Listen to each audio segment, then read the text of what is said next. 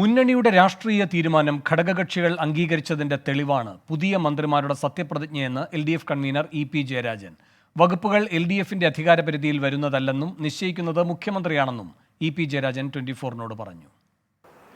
LDF convener EP Jayarajan 24നൊപ്പമുണ്ട്. ഒന്ന്, രാഷ്ട്രീയ കേരളത്തിൽ ഒരുപക്ഷെ അപൂർവമായ ഒരു സത്യപ്രതിജ്ഞയാണ് ഇത് നടക്കുന്നത്. കാരണം മുന്നണി രാഷ്ട്രീയത്തിൽ ഇത്ര കൃത്യമായി നേരത്തെ ഒരു മുൻധാരണ പ്രകാരം രണ്ട് മന്ത്രിമാർ അധികാരത്തിലെത്തുന്ന ഒരുപക്ഷെ കേരള രാഷ്ട്രീയ തലത്തിൽ ആദ്യമായിരിക്കും. മുന്നണിയുടെ കൺവീനർ എന്ന നിലയ്ക്ക് അങ്ങേക്ക് ഇപ്പോൾ എന്താ പറയാനുള്ളത്? ശരിയായ രാഷ്ട്രീയ നിരീക്ഷണവും അതിൻ്റെ അടിസ്ഥാനത്തിലുള്ള തീരുമാനങ്ങളും എടുത്തു. ആ തീരുമാനങ്ങൾ മുന്നണിയിലെ എല്ലാ ഘടക പാർട്ടികളും അംഗീകരിച്ചു. അതനുസരിച്ച് നിയമസഭയുടെ അംഗസംഖ്യ, പൊതുനില എല്ലാം പരിശോധിച്ചുകൊണ്ട് ആദ്യത്തെ 2.5 വർഷക്കാലം ഒരു കക്ഷിയുടെ നിർദ്ദേശിക്കുന്ന ആളെ മന്ത്രിയാക്കാനും അതുപോലെ തന്നെ മറ്റൊരാളെയും മന്ത്രിയാക്കാൻ നിശ്ചയിച്ചു. ആ പറഞ്ഞതനുസരിച്ചുള്ള കാര്യങ്ങൾ ഓരോരുത്തരും അതുപോലെ നടപ്പിലാക്കാൻ മുന്നോട്ട് വന്നു.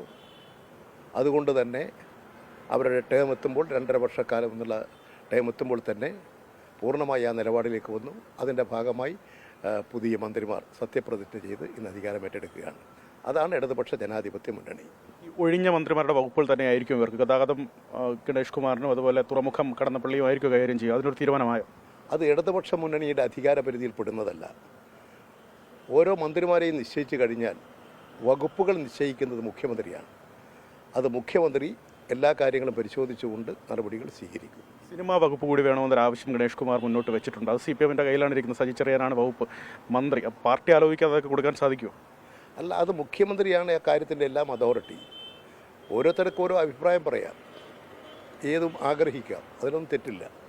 പക്ഷേ മുഖ്യമന്ത്രിയാണ് വകുപ്പ് സംബന്ധിച്ചിട്ടുള്ള എല്ലാ കാര്യങ്ങളും തീരുമാനിക്കുക, വകുപ്പ് നൽകുക, മന്ത്രിമാരെ പ്രവർത്തിപ്പിക്കുക, ഒരു കോർഡിനേഷൻ ഉണ്ടാക്കുക, ഒരു കൂട്ടായ സംരംഭത്തിലൂടെ കേരളത്തിൻ്റെ പൊതുപ്രശ്നം പരിഹരിച്ചു പോകുക.